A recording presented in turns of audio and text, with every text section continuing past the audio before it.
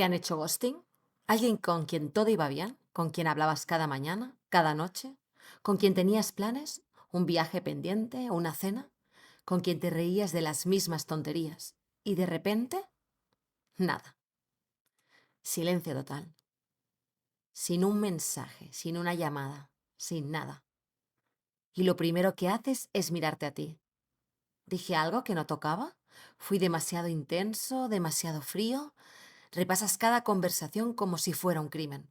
Buscas el momento exacto, el mensaje que lo rompió todo, y no lo encuentras porque no está ahí. Hoy te voy a contar exactamente qué pasa cuando alguien desaparece así. Y al final vas a ver esto de una forma completamente distinta. Y te prometo que al final vas a entender algo que va a cambiar la forma en que lo ves, tanto si lo has sufrido como si alguna vez has sido tú quien ha desaparecido. Esto es lo que pasa en tu cabeza cuando te lo hacen. Primero, hablemos de ti, de lo que ocurre dentro cuando alguien desaparece sin decir nada. El cerebro humano necesita cerrar los ciclos. Cuando algo termina con una explicación, duele, pero puede procesarlo. Sabe qué pasó, puede seguir adelante. Pero el ghosting no cierra nada. Junta varios de los factores más difíciles para la mente humana al mismo tiempo: pérdida, incertidumbre, rechazo y ausencia de cierre. Y ante ese vacío, el cerebro hace lo único que sabe hacer: busca una explicación, la que sea, y casi siempre la encuentra en el peor sitio posible, en ti mismo. Psicológicamente, la mente repasa cada detalle como si buscara el fotograma culpable. Cada mensaje, cada conversación, cada silencio anterior quizá no supiese leer. Empiezas a construir un juicio contra ti, sin pruebas, sin testigos, solo tú, un bucle a las 3 de la mañana. Esto no es debilidad, es exactamente cómo funciona el cerebro ante la incertidumbre.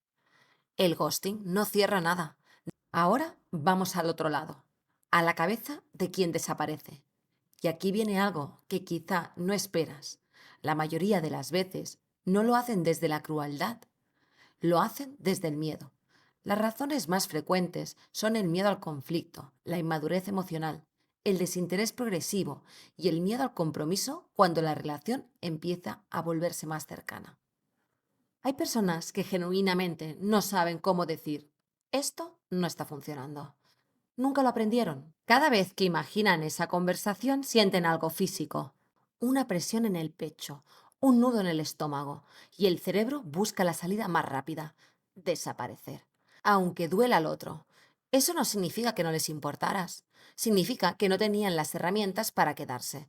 Las razones más comunes son estas: miedo al conflicto, han evitado las conversaciones difíciles toda la vida; inmadurez emocional, no saben gestionar lo que sienten; desinterés progresivo, que no saben cómo comunicar; miedo al compromiso cuando la cosa empieza a ponerse seria. No es maldad, es inmadurez emocional. Y eso no lo justifica, pero sí lo explica. Pero hay casos donde va más allá, donde desaparecer no es algo puntual, sino un patrón, una y otra vez, con una persona, con otra, con otra. Y ahí entra algo que en psicología llamamos apego evitativo. La forma en que nos relacionamos de adultos tiene mucho que ver cómo lo vivimos de pequeños. Si creciste en un entorno donde mostrar lo que sentías tenía consecuencias, donde la cercanía dolía más que la distancia, aprendes a protegerte manteniéndote lejos. Y eso se queda grabado, muy adentro. Las personas con apego evitativo son muy autosuficientes por fuera, pero por dentro tienen un terror enorme a la intimidad. Cuando una relación empieza a volverse real, cuando empieza a importarles de verdad, huyen.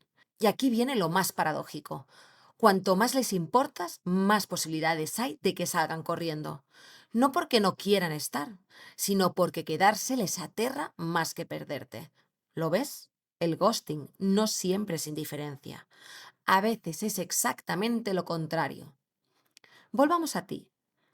Hay algo que necesitas escuchar con claridad.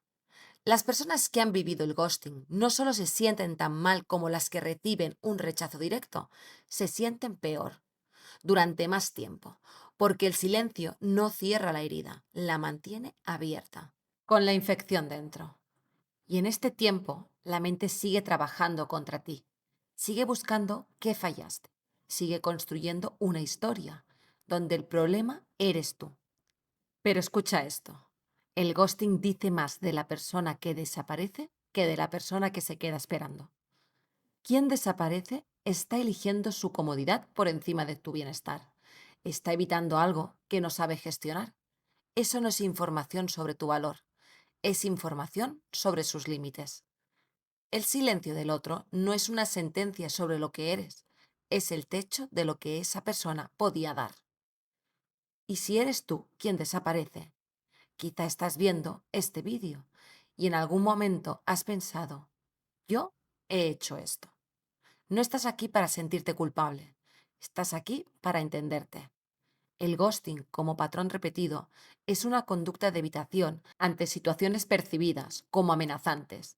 Y cuanto más se repite y con más personas, más merece atención. Pregúntate, ¿qué es lo que se dispara en ti cuando una relación empieza a volverse real? ¿Qué es exactamente lo que huyes cuando desapareces?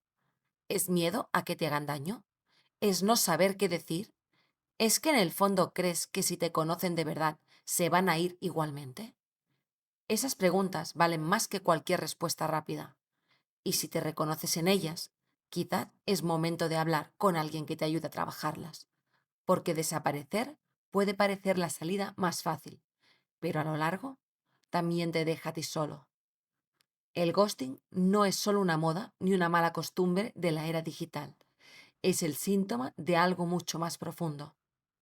La dificultad de sostener lo que incomoda, de hacerse responsable de los propios sentimientos y de lo ajeno.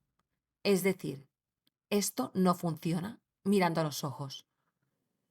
Si lo has sufrido, el silencio del otro no habla de ti, habla de lo que esa persona no pudo o no supo gestionar. Y si eres quien desaparece, quizá ya es hora de preguntarte qué es lo que tanto miedo te da de quedarte. Y quizás eso es lo más importante de todo esto. Vivimos en una época en la que parece más fácil silenciar una conversación que tenerla, más fácil desaparecer que decir esto no es lo que quiero o me da miedo lo que estoy sintiendo. Y esa facilidad tiene un coste que no siempre vemos, el coste de quedarse a medias, de relaciones que nunca llegan a ningún sitio, de personas que se quedan enganchadas a una puerta que nunca se abrió del todo. Aprende a gestionar las relaciones, a decir las cosas difíciles, a quedarse cuando incomoda, a escuchar un no sin desmoronarse. Es probablemente una de las habilidades más importantes que existen y sin embargo casi nadie nos la enseña. Quizás ya es hora de empezar.